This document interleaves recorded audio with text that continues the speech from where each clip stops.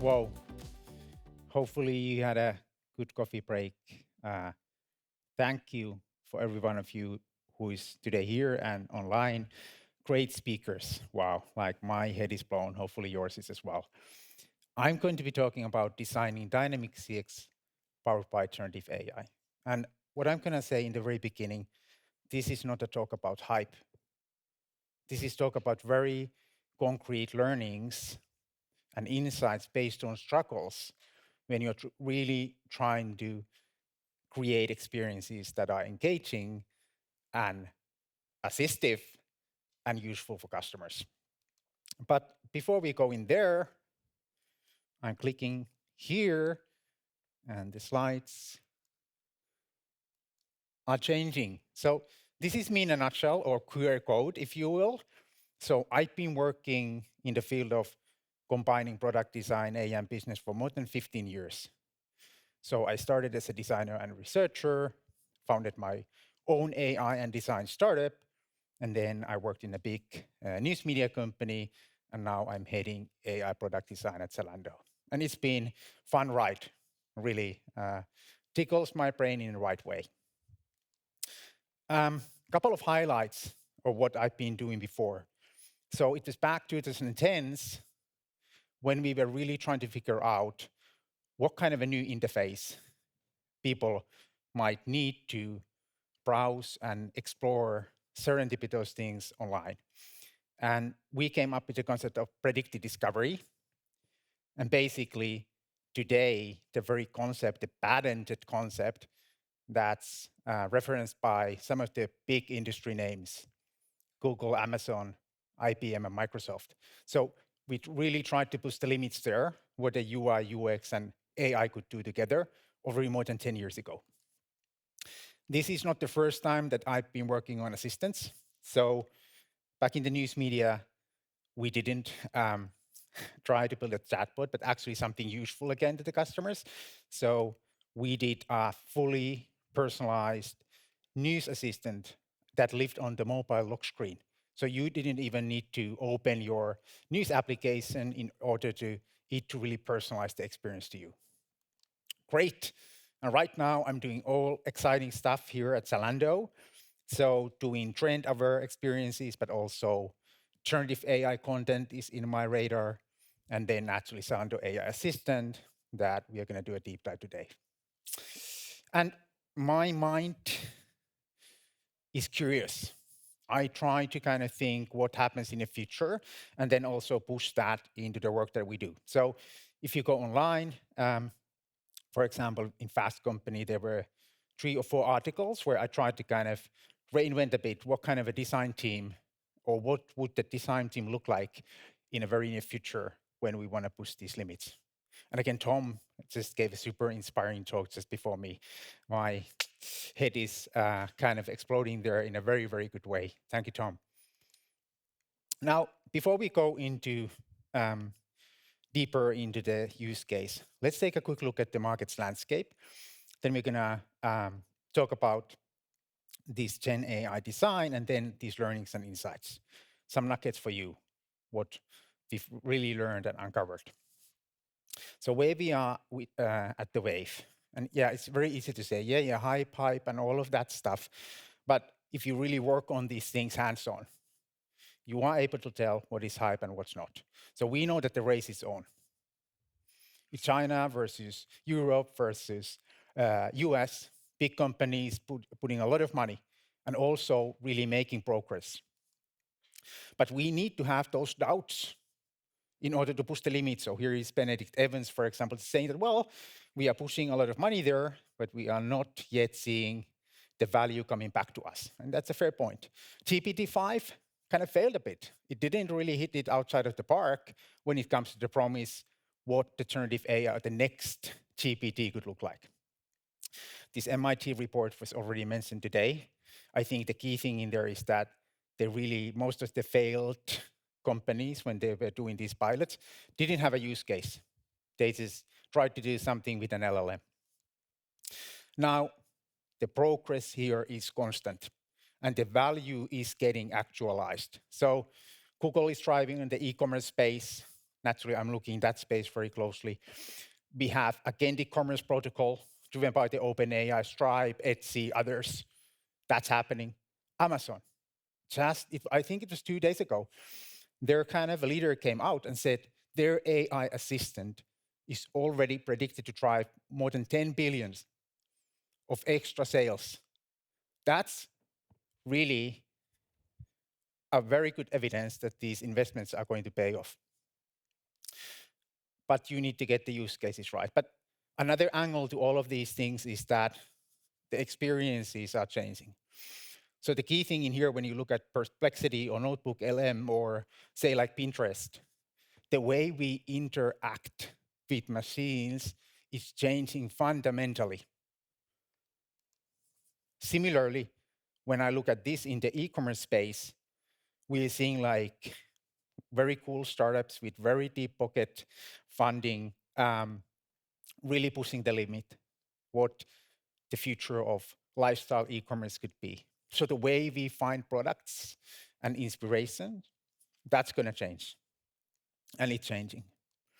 And importantly, here, Synthesia, Luma Labs, others, we are seeing that we have these new tools to create content, be it like an avatar that you want to create that speaks on behalf of you, or you want to create a video. That's changing. So the way we create is fundamentally changing. Now, these are the three things. Fundamental change in human behavior, how we interact with machines, how we discover, how we create. And then, for us, as design, this means that the customer expectations to any experience that we want to build is going to change, and it's changing fundamentally. Again, most importantly, how the customers do express themselves, their needs, their interests, intentions. And then it's not going to work out in the lifestyle if you just plug in and chat GPT to your e-commerce site and hope for the best. Because customers do want useful experiences. They want really that it works, that it assists and guides the customers in a proactive way. So now we're going to get into conversational customer experience, and Zalando Assistant is the example. But first, before we go into this AI and all of that, we start with the customer problem. Customers do need, based on our research and data, when they navigate our assortment, they need help. We also know that they need a way to express themselves better, to define if they need a certain kind of a sneaker or a certain kind of thing when they are going for a holiday, say in Iceland. And also we have products and inspiration many times completely separately presented at Zalando. They need help. And what do we also know? Customer, and especially future customer behavior, is already changing. 70% purchase decision for Gen Z happens online, and it's about inspiration. You get inspired, you're ready to make a call and shop. So this really points us to the direction that we need to rethink what this needs to look like. You've all been here. Search boxes, categories, filters, all of that. We need to rethink what that means. But it doesn't mean that you're going to build a chatbot. That is something that I'm going to say. Now, in order to know that we are actually innovating for our customers and business, we need to have a hypothesis before we decide what is the technology, whatever we are going to do. So this is our hypothesis. If customers are provided with a way to discover products and inspiration using natural language, then they will find the experience more engaging, relevant, and satisfying because this new experience allows them to discover content they are interested in a more inspiring and fluent way. That's the hypothesis. So that's our North Star here. So Zalando Assistant, by the way here, who in the room has used Zalando, is buying something from Zalando? Please, hands up. Yes, I'm happy. I'm getting happier. All right, amazing, amazing. So Zalando Assistant is currently out there in the apps in 25 markets, 21 local languages actually, and it's a completely conversational discovery experience, completely dynamic. So you can really say whatever you want in order to define what you want. And in here, in this example, what the assistant does well is that it understands cultural context, 70s, it understands occasion, the party, and it is able to guide the customer to the right direction proactively. These are high-level numbers for Zalando Assistant. So we are in a building and evolving kind of phase. So we have had 3.8, approximately 3.8, and growing all the time, people having a conversation with the assistant. Like I mentioned already, 25 markets, 21 local languages. We are seeing 3 times longer queries when people are typing in there than when they would go into the search box, and 3 questions on average when customers interact with the assistant. Importantly, we are seeing how the customer behavior is changing. So these are some real examples. So I didn't make this up. So someone is looking like a wardrobe refresh, bright colors, fun patterns, unusual cuts. Who would, on their right mind, type this into a search box? Not today. Oh, I want Stockholm style. Does anyone in here know what is Stockholm style?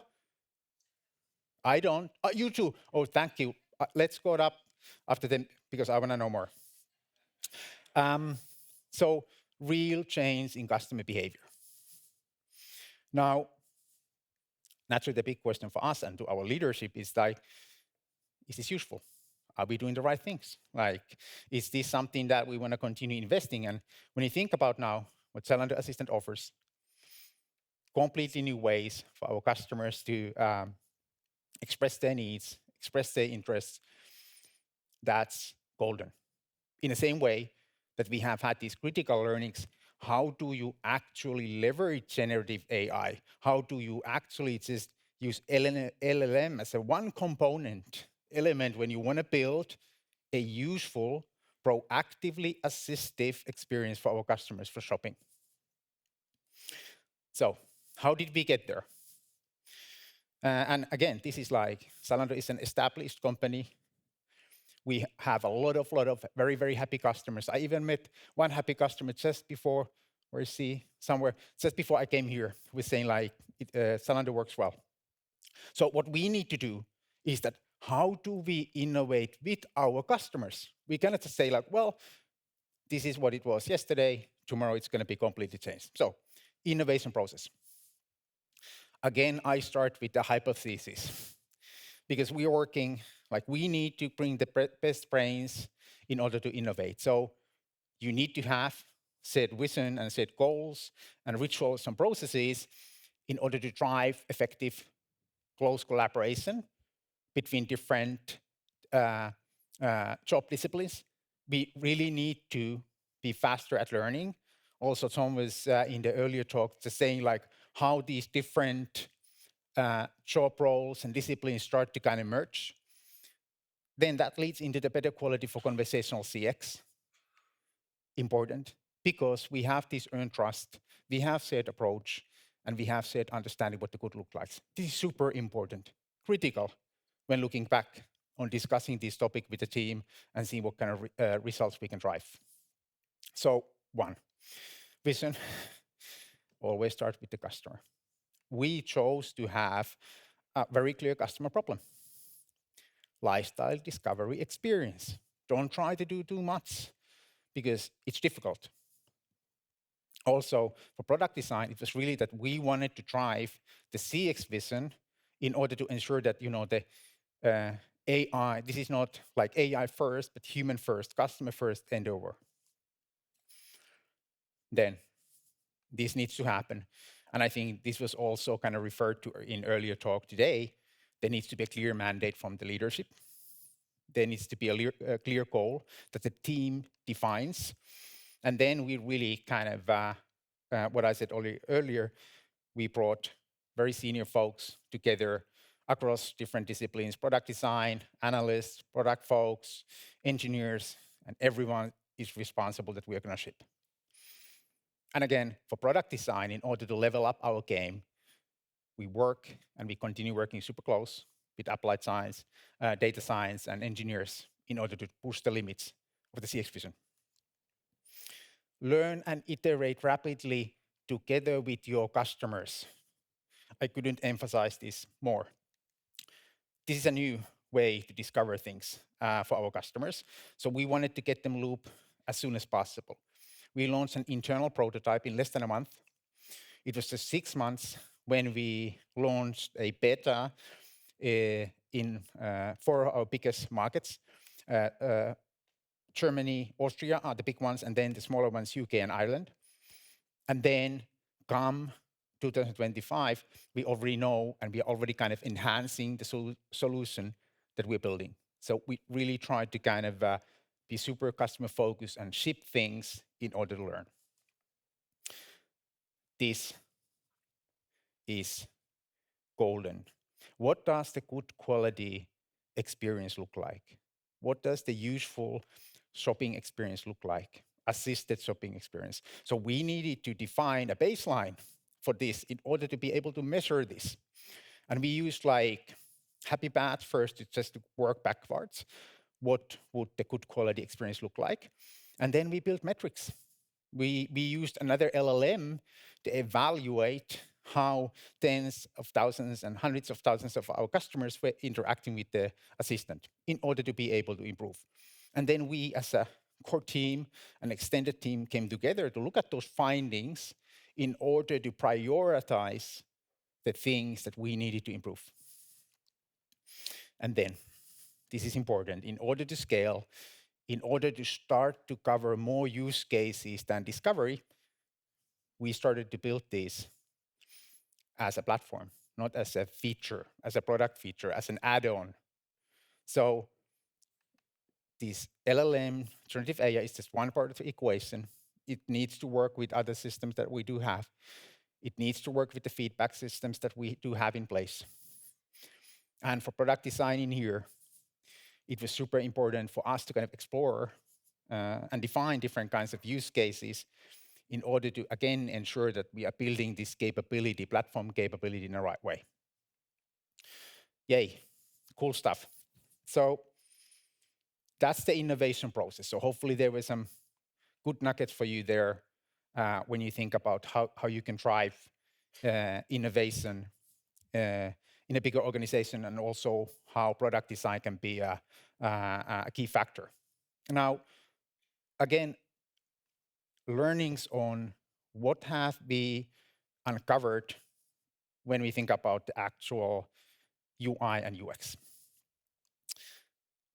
Let's again ground this to the customer reality. So this is our core discovery journey at Zalando. Customers either explore or search. When you think about discovery, they either go to find a specific item, or they are going to find something that they might like. They evaluate, they compare, and they make a decision. So we took a look at this, and then we thought, well, how do you make it assisted? What are the things that the assistant needs to do? Where do we need to surface the assistant in order to be helpful for our customers? So here are some key learnings around that. First, customers do not want to type or talk. They want to be like, we want to help them to see the value proposition of the assistant as soon as possible.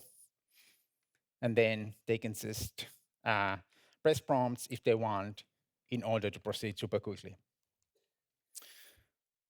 Two, and this is important, again, we think about what we are thinking in here is a shopping experience with customers who either know very well what they want, or rather they have some idea, or then they have no idea. So we really kind of double down on thinking, how can we create an interface, UI, that allows customers to dive deeper, easy, but then also kind of compare items or explore further. And in here, we have the similar items, for example, but also these kind of, if you are interested in a dress, a certain kind of dress, we can kind of provide you these prompts, customer-facing prompts, that then allow you to kind of explore or dive deeper. Intent. Intent recognition is not the easiest thing to do. So we have been taking like progressive steps in here. Today, when you say like I'm there looking at the jacket and I open the assistant, it knows that I want to know more about that particular jacket. So it's context aware in the same way that if I would be in a dresses category and I would start to explore more with the assistant, it would know that I'm interested in dresses. Or if I would then change to t-shirts, again, it would know that, well, now Jarno wants to know more about t-shirts or certain type of t-shirts. Context awareness and intent, super important. Then this sounds obvious, personalization, but as we have tried to, and not just tried, but we actually build a very complex thing to serve the customer needs. Personalization has been one of the key things that has really affected our key KPIs, has really kind of lifted up. So what we did now as a first step, and I'm going to tell more about the next step around personalization later. So the product results are now instantly personalized in the assistant. Huge lift in the KPIs. And then inspiration and context. I think this is some of the things that we are also really trying to learn. Like some people might need more context and more information, and some people might be more kind of, hey, I just want to get a thing done. So this is a learning process. But what we've seen is that if you lead with the relevant information and context, then you really can help the customer to find the things that they are interested in. And then deeper integration. And I would even say that how can this kind of proactive experience, assistive experience become the interface to shopping? So in here, our customers is searching for boots, and boots can mean different kinds of things. So in here, when you go in the Zalando search page, you are actually seeing the assistant popping up and saying, well, look, these kind of things might be interesting to you when it comes to boots, rather than just showing a endless row of products in front of you. All right. I'm going to say just a couple of words about the future, agentic future. I really do believe that we are also in a verge of a, revolution when it comes to these experiences. Like I mentioned before, the way we interact with machines is changing. The way we discover things is changing fundamentally, and the way we express ourselves is changing fundamentally. So we are going to have agentic coming into play. And again, just saying, we are not building a chatbot here. We are building useful assistive experiences, shopping experience to our customers. Conversational CX doesn't mean typing or talking. It means that we really understand what the customer wants in a way that serves them in the best way. So these are the 4 things that I want to kind of keep on driving when it comes to Zalando Assistant. We want to do the deeper integration so that you don't need to open the assistant, but rather it is there for you in the form that you need it. We want to have enhanced personalization, meaning that it remembers me or it remembers my friend when they open the assistant, they remember the conversation history, they understand what the customer has in their wardrobe and is able to serve. Richer visual content. We are lifestyle. So it's not going to be just rows of text and some thumbnails there. I imagine that we're going to have much more visual experience for our customers. And then multimodality. Like, yes, you can talk, you can type, you can share images. That needs to be baked in as well to make Zalando Assistant even more useful for our customers. So we're going to have a personal shopping assistant, an agent helping you proactively, doing things on your behalf in a very near future. If you are interested in kind of learning more, you can go into Zalando's product design blog and read some of my thoughts in there. And I think that's it, folks. Thank you. Dankeschön.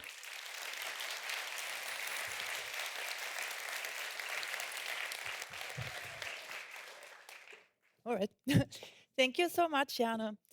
So let's see, which questions do we have in the audience? Who loves Zalando as much as I do? I think there is a question there.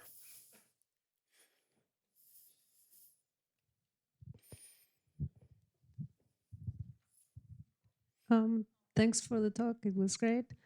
And I understand that you're still talking to customers. Like, I see a big trend of AI-driven personas to in the product development cycle that people are coming up with. Like, what do you think about bringing that into your team? Like, do you have something like that? Or you So have opinions about it?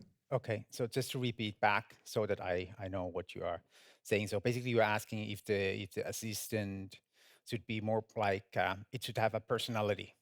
Was that the question or something else? So is I'm asking if your team is using AI as a tool of work, Ah, okay, now as I a get it. research Yeah, tool. yeah, 100%. So yes, so I think like we are seeing AI helping us in different parts of the product design flow, from ideation, naturally to user research, and now also, I think it was also mentioned here before, how do we build more interactive prototypes? When it comes to Zalando Assistant particularly, the important thing there was that we are also able to build like this kind of staging environment prototypes so that we can actually use real data to see it in action, because a prototype, if it doesn't use the real data, it's not really showing what it could be and how it could work.